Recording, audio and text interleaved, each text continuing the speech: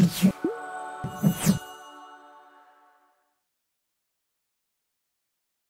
आज के दिन आप मेरे साथ इब्रानियों की किताब को खोलें, इब्रानियों 12 बाब, इब्रानियों 11 बाब, जबकि इब्रानियों 11 बाब ईमान के मुतल्लिक़ बात करता है। और रसूल ने पुराने अहदनामा के बहुत से ईमान के सूरमाओं की ज़िंदगी को ज़ाहिर किया है, जिन्होंने कादिर मुतलक बाप पर अपने ईमान को खोए बगैर अजीम उल शान फतवात पाई हैं।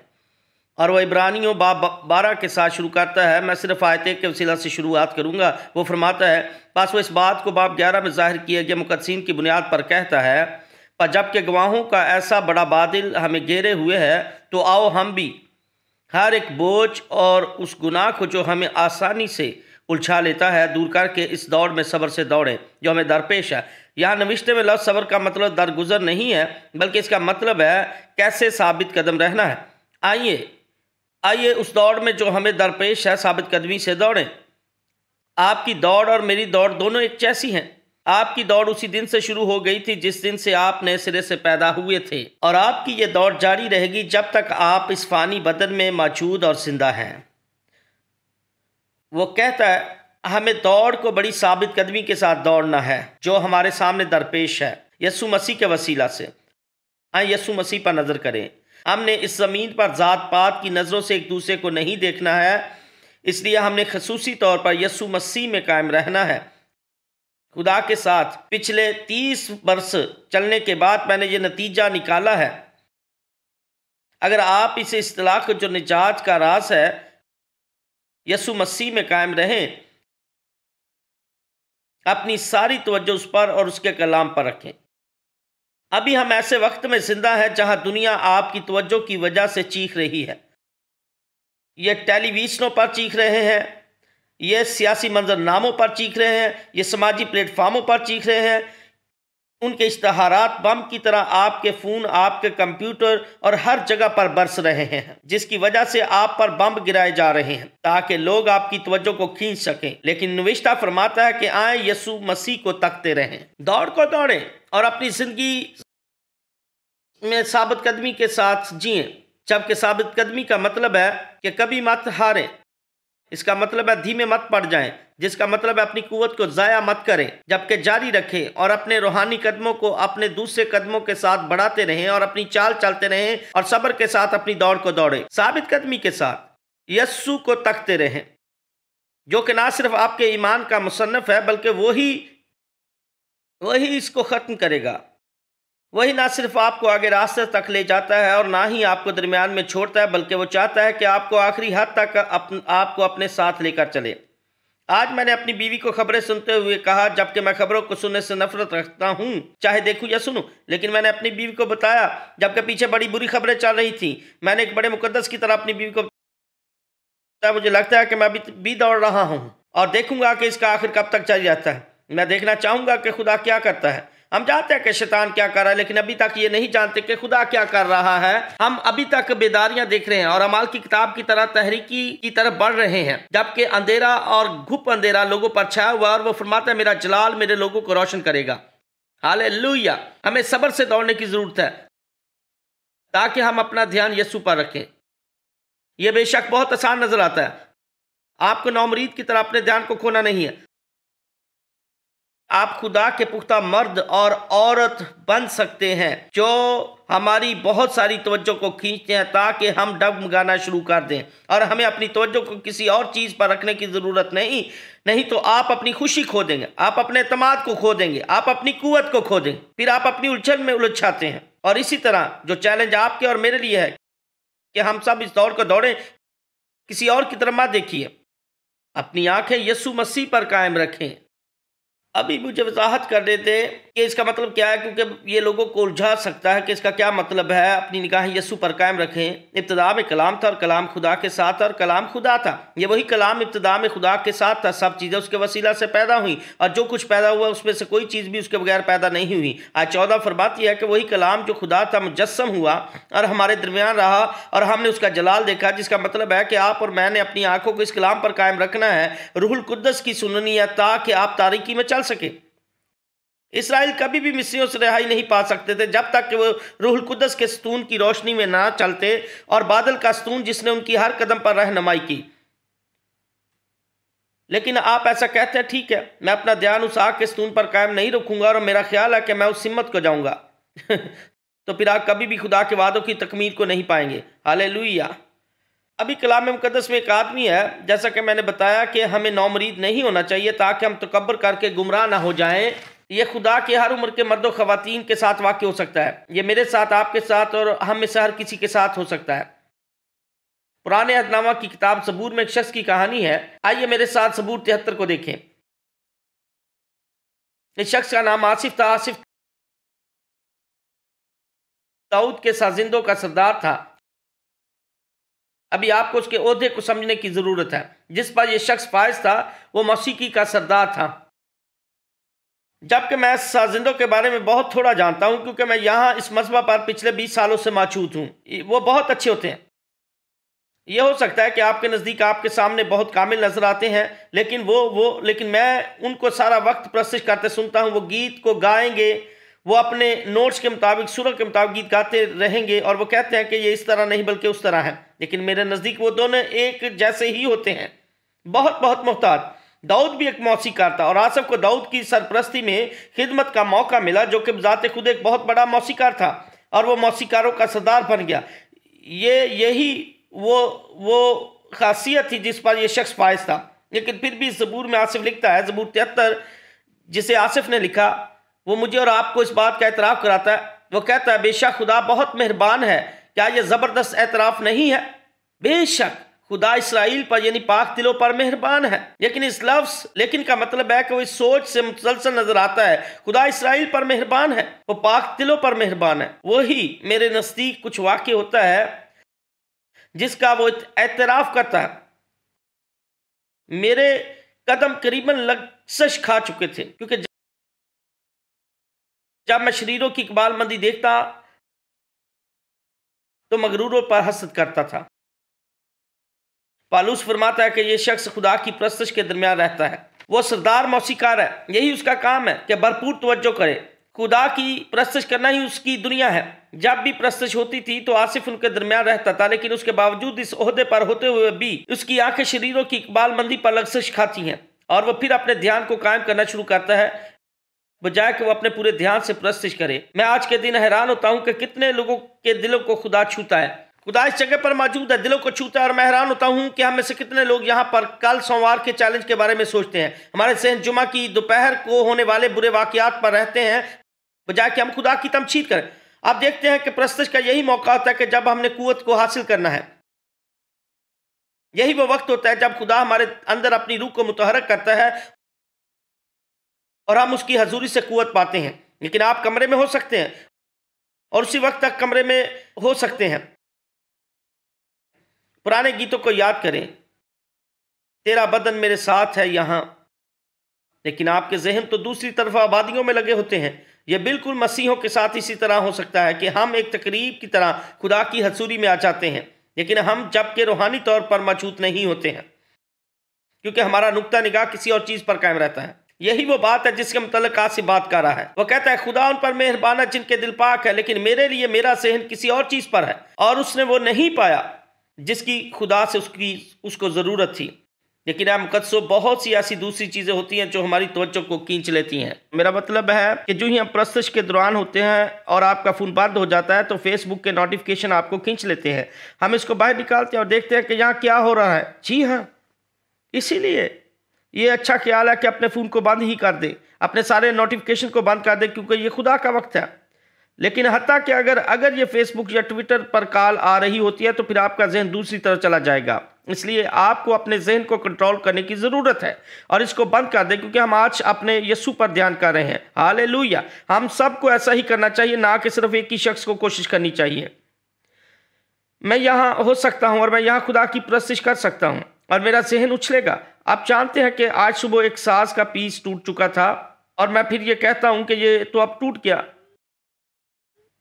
अब ये टूटा ही रहेगा जब तक प्रस्तश खत्म नहीं हो जाती। यही वो तरीका है जिसके वसीला से हम आने वाली आजमाइशों में मुस्तहकम रह सकते हैं और वो आ रही हैं। उनके बादल हमारे सरों पर मंडला रहे हैं और आप बहुत जल्द ऐसा देखेंगे। आज सुबह मैंने इंश्योरेंस कंपनी की तरफ से एक लेटर वसूल किया जो हमारे चर्च की इंश्योरेंस है, उसे मैंने आज ही की सुबह खोला जबकि वो मुझे कल मिला था। ये बताता है कि फेडरल हुकूमत कुछ मखसूस इमारतों की इंश्योरेंस की कटौती शुरू कर रही है क्योंकि उनके पास दहशतगर्दी के खतरात के खदशात मौजूद हैं और उन्होंने बताया कि इनमें से एक आपकी इमारत है। तारीकी के बादल है ना हमारे सरों पर हैं। मैं जानता हूं, हुकूमत जानती, इसलिए आपको भी जानना चाहिए। अगर आप नहीं जानते तो आप मुकम्मल तौर पर नाबीना हैं और फिर यह जानबूझकर हमारी लाइल्मी है। लेकिन अगर हम अपनी आंखों को, सहन को यीशु मसीह पर कायम रखते हैं तो फिर हम आजमाइशों में से गुजर सकते हैं। देखिए, वो भी इस चर्च को पूरी कौम में ख़त्म करना चाहते हैं और इन चर्चेस को ख़त्म करना चाहते हैं, लेकिन ये इंसान के कुव्वते बाजू में नहीं है कि वो चर्च को ख़त्म कर सके क्योंकि ये उनकी गिरफ्त में नहीं है। वो ऐसा नहीं कर सकते। हालेलुया। वो इमारतों को छीन सकते हैं। आप कह सकते हैं कि आप हमारी जायदाद पर नहीं आ सकते, लेकिन मेरे बातन में मेरे पास एक खादिम है। लेकिन मैं पुराने साए के दरख्त पर 2-3 बम्बों को देखता हूं और मैं उनके लिए मुनादी करता हूं, लेकिन कोई आदमी चर्च को रोक नहीं सकता। लेकिन वो हमें चैलेंज करेंगे ताकि हम यीशु मसीह पर अपनी नजरें कायम रखें, ताकि इसके अलावा किसी और की तरफ ना देखें और ना ही दुनिया को इजाजत दें ताकि वो हमारी तवज्जो खींच सके। क्या आपको याद है कि जब इलेक्शन हो रहे थे तो आपके लिए उन पर पूरी तवज्जो रखना कितनी मुश्किल था? क्या आपको याद है ये इब्लीस की चाल थी, जबकि उसने इलेक्शन को जिस चीज़ के लिए पिछली बार इस्तेमाल किया था, जबकि वो इसके अलावा कुछ और भी इस्तेमाल कर सकते थे। वो आपको काबू करने के लिए किसी भी चीज़ का इस्तेमाल कर सकते हैं ताकि आपको ज़हनी तौर पर काबू कर सके, ताकि आपकी तवज्जो को यीशु मसीह पर से हटा सके। और जब वो ऐसे काम करते हैं तो फिर वो आपकी खुशी को, आपके सुकून को और आपकी खुशहाली को चुराने के काबिल बन जाते हैं। हमारे पास पतरस रसूल की ज़िंदगी की मुकम्मल मिसाल मौजूद है। अब यहां पतरस नौमरीद नहीं था, बल्कि ये वो मर्द और खवातीन थे जो यीशु मसीह के साथ चलते थे। इसलिए अगर ये पतरस के साथ ऐसा हो सकता है जो इस कमरे में मौजूद हर एक से ज्यादा खुदा के साथ चलता था, मुझे भी शामिल करते हुए अगर ऐसा उसके साथ हो सकता है तो फिर आप बेहतर जानते हैं कि ये आपके साथ भी हो सकता है। मत्ती की अंजील में, मत्ती की किताब बाब 14, बेशक हम इस कहानी को बाखूबी जानते हैं, लेकिन मैं फिर भी आपको आहिस्तगी से बताना चाहता हूं ताकि हम इसे जान सकें कि हकीकत में क्या वाक़या हुआ था। मत्ती की अंजील बाब 14 आयत 28 के साथ शुरू होता है और फरमाता है, और फिर पतरस आए। मैं आपको बताता हूं, दरअसल वो तूफ़ान में थे और यीशु मसीह किनारे पर थे, जबकि वो घरों से बाहर थे और वो मौसमी माहीगीर थे, जबकि उनका अपने साजो सामान पर पूरा इख्तियार ना था। और फिर अचानक मुझे यकीन है कि ये रात का तीसरा पहर था। अगर मैं गलत नहीं हूँ तो फिर ये रात का चौथा पहर था। यहाँ यीशु आते हैं पानी पर चलते हुए, जबकि पानी की तूफ़ानी लहरों की वजह से सारे रसूल खौफज़दा थे, लेकिन यीशु मसीह पर उनका कोई असर नहीं था। लिहाजा इत्तेफाक से जो कुछ हमारी कौम में हो रहा है कोई मसला नहीं है, क्योंकि यीशु मसीह अब भी तख्त से उतारे नहीं गए हैं। वो अब भी खुदा हैं, वो अभी तक कादिर मुतलिक है। और पतरस ने उससे जवाब में कहा, ऐ खुदावंद, अगर तू है तो मुझे हुक्म दे कि पानी पर चलकर तेरे पास आऊं। यीशु ने उससे कहा, आ। पतरस कश्ती से उतरकर यीशु के पास जाने के लिए पानी पर चलने लगा।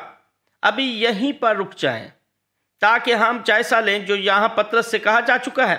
पतरस कश्ती में था, जबकि तूफानी लहरें कश्ती से टकराकर खौफनाक आवाज़ से पैदा कर रही थी। उसने यीशु को देखा और यीशु मसीह पर अपनी नजरें जमाई और कहा, ऐ खुदावंद, अगर ये आप हैं तो फिर मुझे अपनी मानित पानी पर चलने की इजाज़त दें। और यीशु मसीह ने उससे कहा, आ जाओ।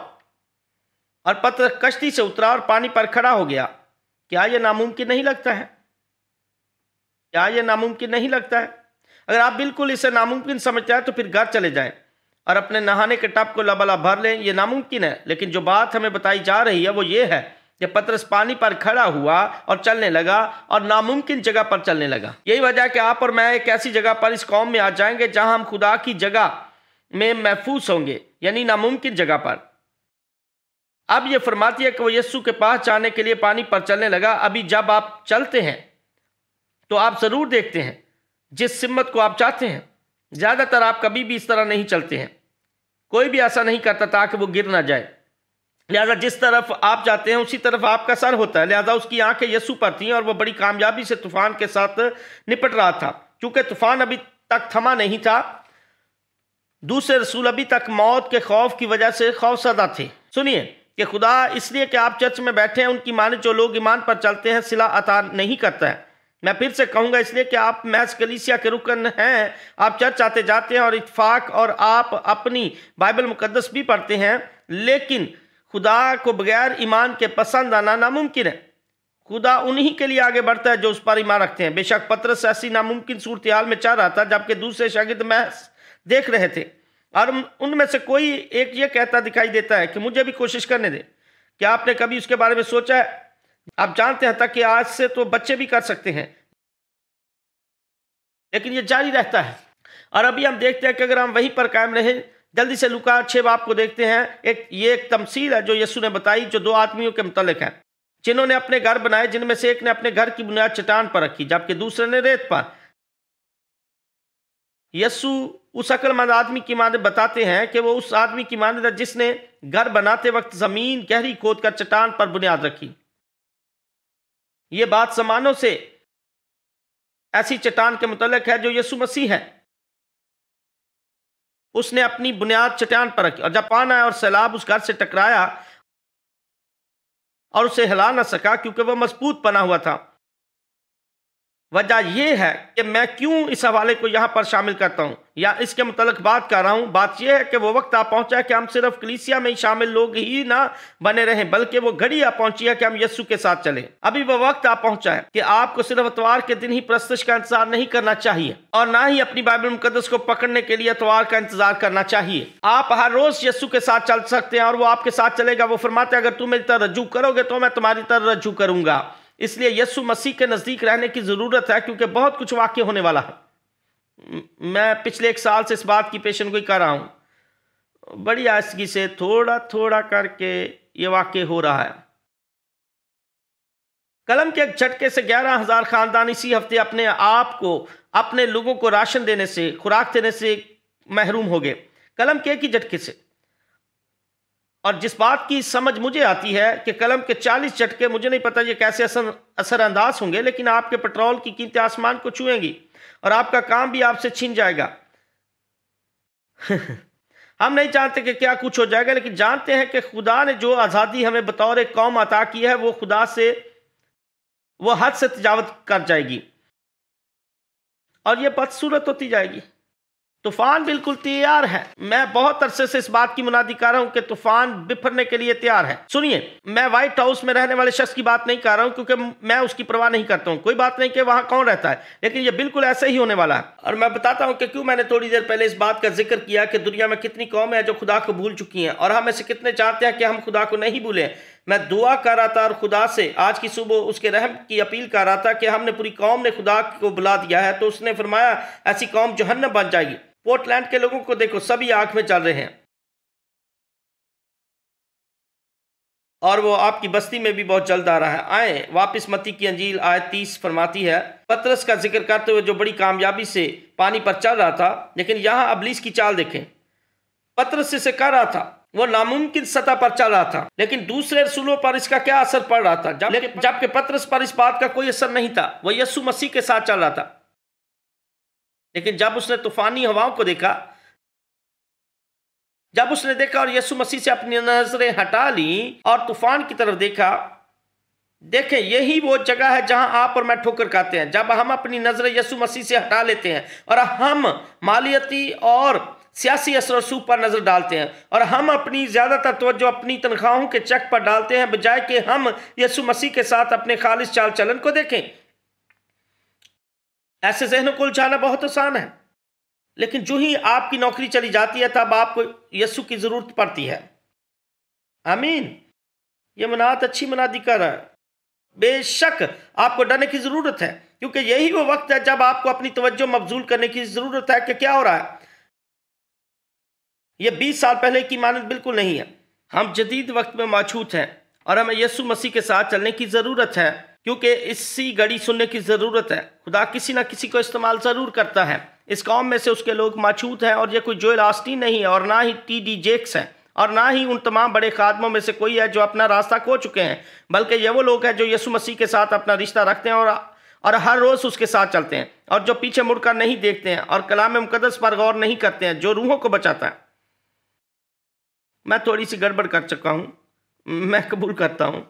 ऐसा हो रहा है, मैं उनमें से ज़्यादातर खातमीन की आपको नकल बता रहा हूँ, क्योंकि अब ये तमाम लोग जो कुछ आपको देते हैं वो महज मसीह फ़लसफ़ा है। एक मुनाद का काम मसीह फ़लसफ़ा को बयान करना नहीं है, बल्कि कलाम की मुनादी करना है, मौसम के मुताबिक या मौसम से बाहर, ताकि वो इन तमाम इलाहियाती अकीदों की मजम्मत, दुरुस्तगी और साबित कर सके और इलाहियाती तौर पर बताया कि वो दिन आने वाला है जब कलीसिया के पास अच्छी इलाहियाती तालीम नहीं होगी।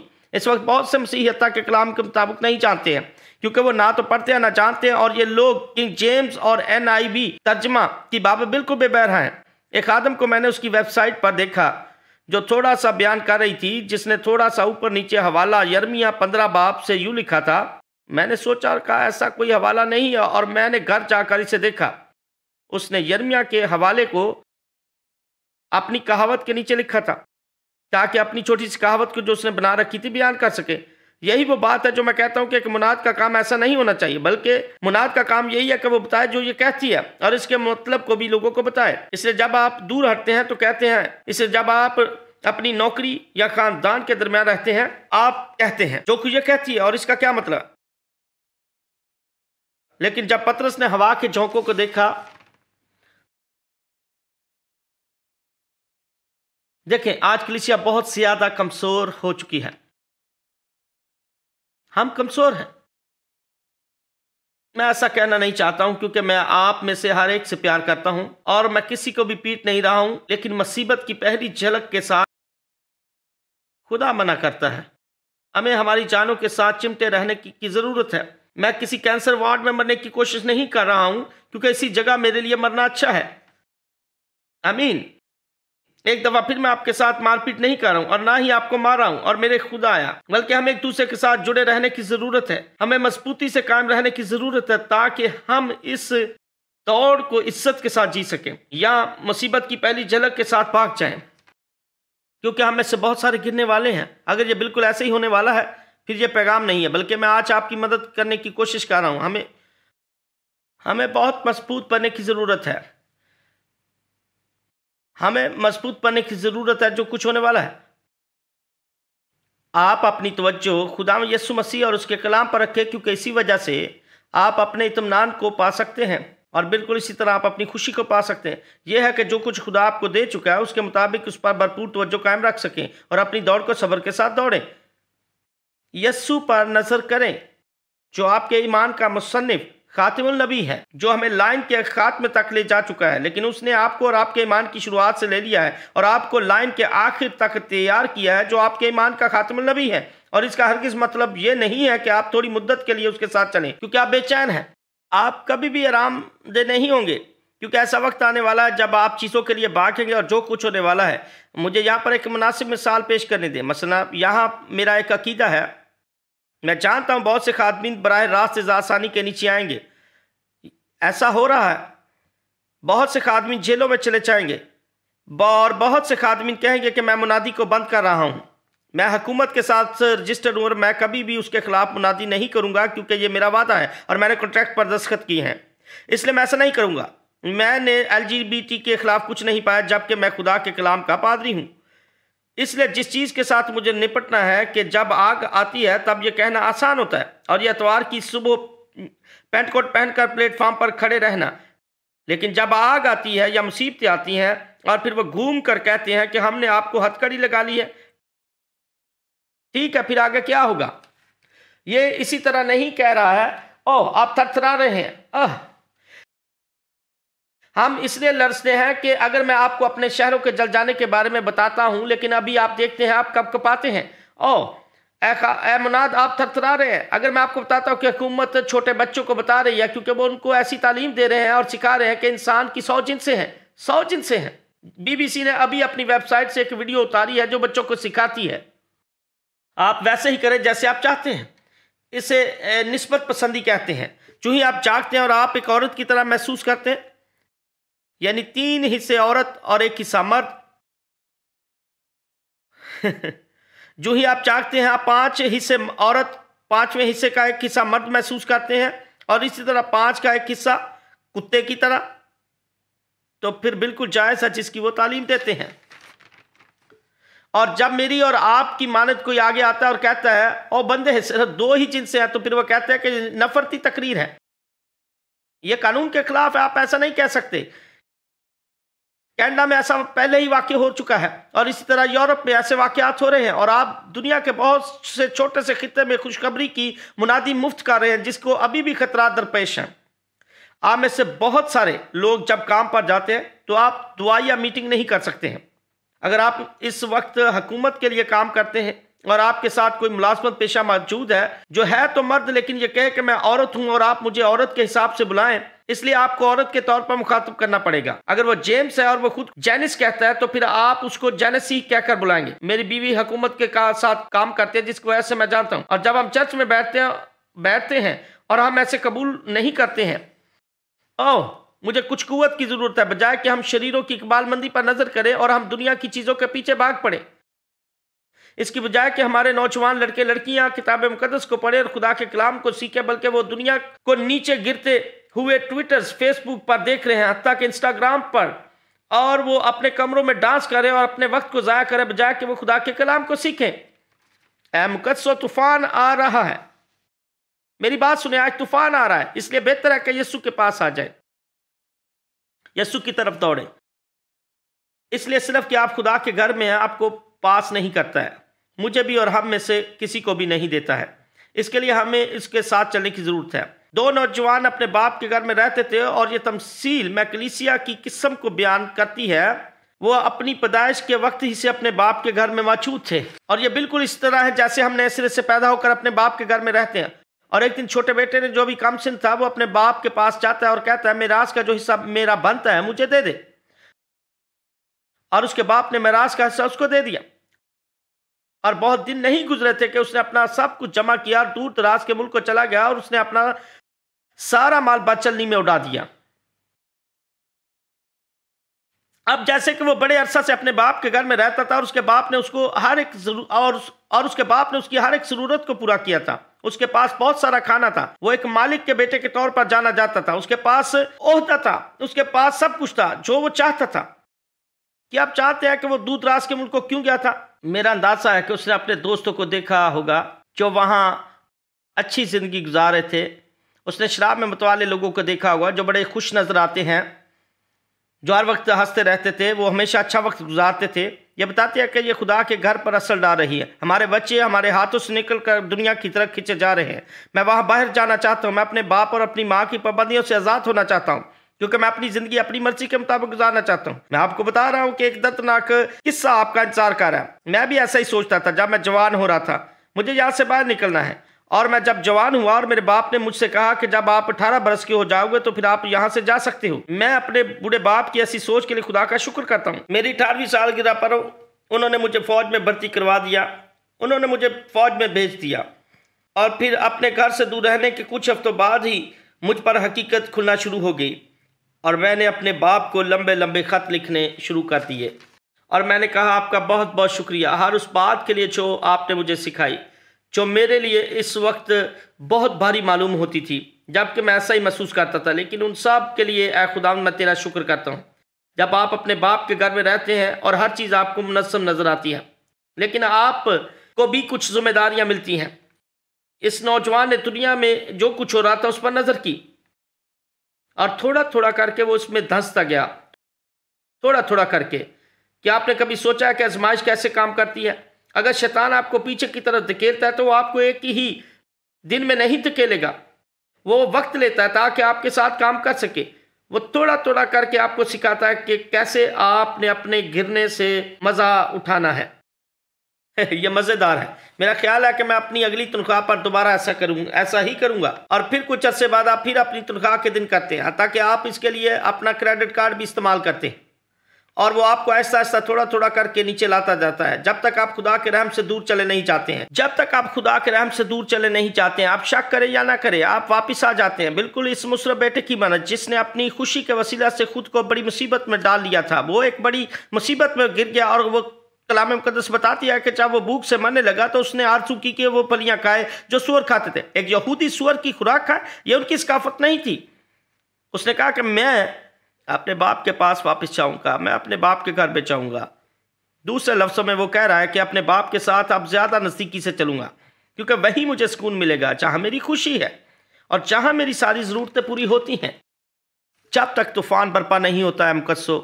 और मैं आपके दरमियान बड़ी दलेरी से कलाम की मुनादी करता हूँ जितनी मैं कर सकता हूँ, लेकिन ऐ खुदा मेरी मदद फरमा। यहाँ पर बहुत सारे पिछले 5 सालों से बैठे हुए हैं, लेकिन वो हमारे दिलों से दूर जा चुके हैं, क्योंकि हम अब वैसे साथ नहीं चलते हैं जैसे हम पिछले 5 सालों पहले चलते थे। मैं तस्लीम करता हूँ कि अब 5 साल बूढ़े हो चुके हैं, मैं इसकी इजाज़त देता हूँ, लेकिन खुदा के उम्र रसीदा मर्द और ख़वातीन की मानद आज भी मेरे दिल में पहली जैसी रूह की आँख है। आमीन।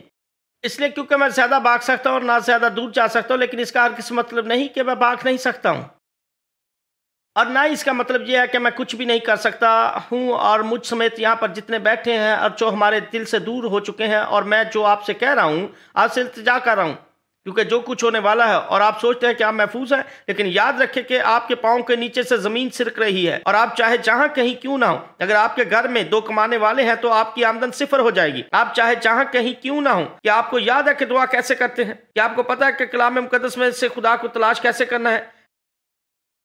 मुकद्दस वो घड़ी आ चुकी है जबकि हमें इस हकीकत को तस्लीम करना चाहिए कि मैं कल सुबह को यहाँ पर बहुत जल्दी आ गया था ताकि खुदा की तलाश कर सकूं अपनी कौम की तशवीश के बायस।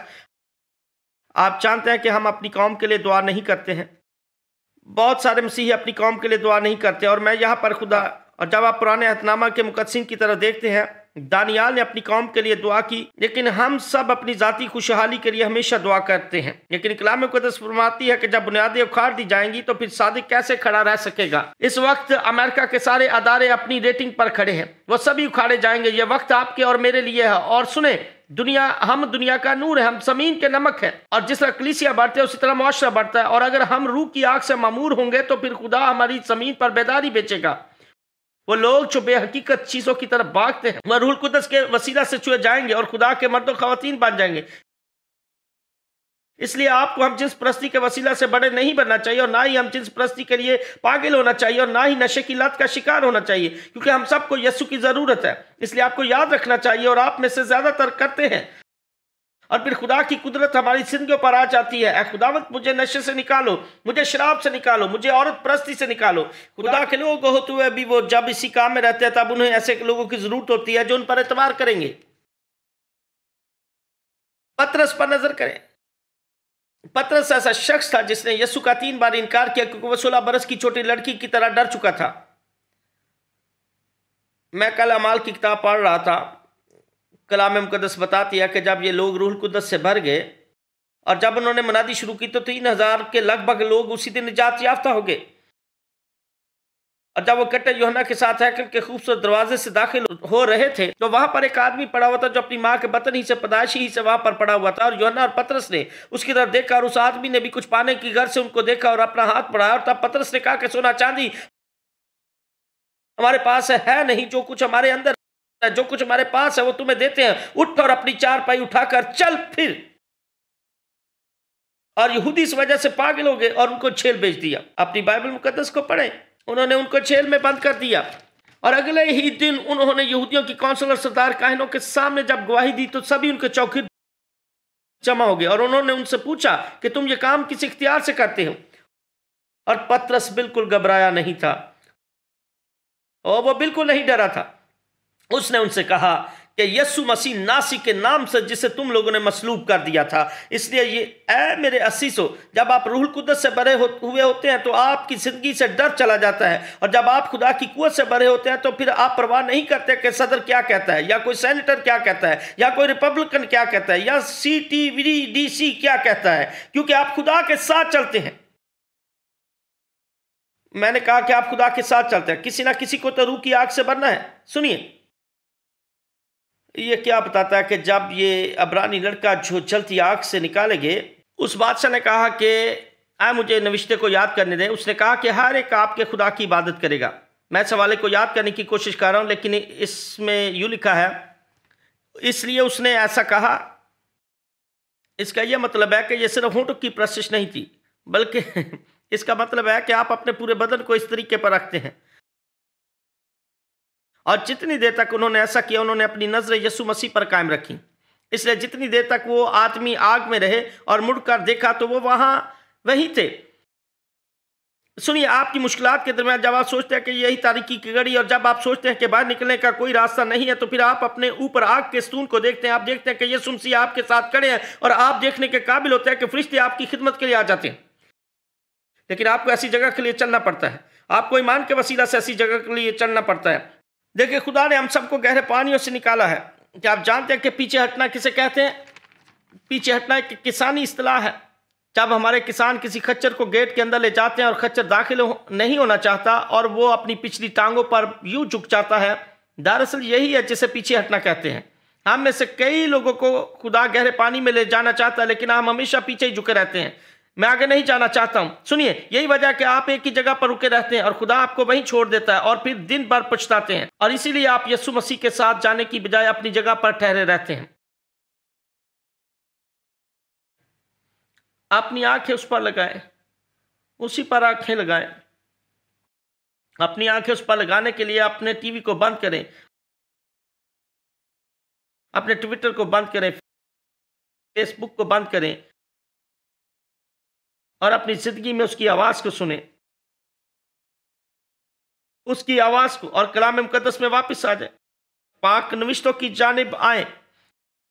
इससे ज्यादा बेहतर बात कोई नहीं होती कि जो कुछ आप कहते हैं उस पर अमल भी करें। एक मकाम ऐसा होता है जब आप खुदा के कलाम को पढ़ते हैं और आप हर रोज उसे पढ़ते हैं और फिर आपके ज़हन में कुछ वाक्य होता है और आप पहले से ज्यादा रूहानी बन जाते हैं, और फिर अचानक जब आप इसको पढ़ते हैं, और अगर आप नहीं पढ़ते हैं तो फिर आप इसमें आप खुदा के मुकाशफा को देखने के लिए घुस जाते हैं ताकि जाने कि रहमा का कलाम क्या है। लेकिन इसके लिए आपको भरपूर तवज्जो देनी चाहिए, आपको अमाल पर कायम रहने की जरूरत है। यहां देखें पतरस के साथ क्या वाक्य। उसने उससे कहा कि मुझे पानी पर चलकर अपने पास आने दे। यीशु ने कहा आ जाओ। एक लफ्ज आ जाओ, आ जाओ, और वो इसी लफ्ज के मुताबिक चला और झील के पानी पर खड़ा हो गया, और उसने एक कदम आ जाओ, दूसरा जा, और तीसरा कदम आओ, और वो कलाम के मुताबिक चल पड़ा। वो कलाम के मुताबिक चल पड़ा। आपको अपने दिल में कलाम रखने की ज़रूरत है, आपको ऐसी जगह पर आने की ज़रूरत है। यानी अगर आप हर वक्त बास्केटबॉल के बारे में ही बताते रहते हैं और या फुटबॉल के बारे में, मेरे प्यारे, आप उसी वजह कि हम नविश्तों को बयान नहीं करते हैं, यह है क्योंकि हम नविश्तों को पढ़ते नहीं हैं। मैं म्यूजिक वाले साहिबान से गुजारिश करूंगा कि वो आगे आ जाएं। आए मुझे एक छोटी सी बात बताने दें। मैं आपको अलेक्जेंडर स्टोरबी के बारे में बताता हूं। किंग जेम्स तर्जमा के ऑडियो में जब आप रात को अपने बिस्तर पर जाते हैं तो ऑडियो MP3 को अपने कानों पर लगाएं और उसे खुदकार बटन पर चलने दें और अपनी बाइबल में से पसंदीदा किताब को चुन लें। वैसे तो सभी किताबें पसंदीदा होनी चाहिए लेकिन आए सिर्फ यूहन्ना कहें और सारी रात जब तक आप सो नहीं जाते हैं यूहन्ना की अंजील को सुनते रहें, और आपको पता भी नहीं चलेगा कि खुदा का कलाम है, और आप उसके हवाले देना शुरू हो जाएंगे जबकि आपको भी मालूम नहीं होगा कि आप कैसे ये हवाले देना शुरू हो चुके हैं। ऐसा इसलिए हुआ क्योंकि आपने हर रात बार इसको बार बार सुना था। क्योंकि जब पढ़ते हैं तो इसका मतलब है कि आप उसके मानी को समझ रहे हैं जो ये कहता है। खुदा का शुक्र करें जिसने आपको हवाले देने के काबिल बनाया, लेकिन इससे भी ज्यादा खुदा का शुक्र करें जिसने आपको इसके मानी समझने के काबिल बनाया। आमीन। इसलिए हम कसो अपनी आंखें यीशु मसीह पर लगाएं, वो खुदा का मुजस्सम कलमा है। अपनी आंखें उसी पर लगाएं क्योंकि हम एक बहुत ही खतरनाक वक्त में दाखिल हो रहे हैं। आमीन। कि आप सब इस कमरे में मौजूद सभी लोग अपने सरों को झुकाएंगे।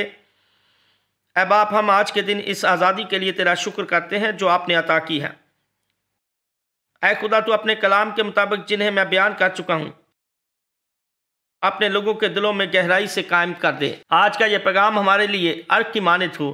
ऐ खुदावंद, बेशक हम रास्ते से हटे हुए हैं। अगर हम अपने दिल में तुझसे दूर हो चुके हैं और खुदा के कलाम से दूर हो चुके हैं तो फिर आज का कलाम मेरी कालियत के लिए हो और इसी तरह इन सब लोगों के लिए, ताकि हम तेरी तरफ पलट सकें, ताकि हम अपने बाप के घर की तरफ वापस आ सकें, ताकि बाप की हजूरी में हमेशा रहें। ऐ बाप, आज के दिन हम तेरी पास आते हैं।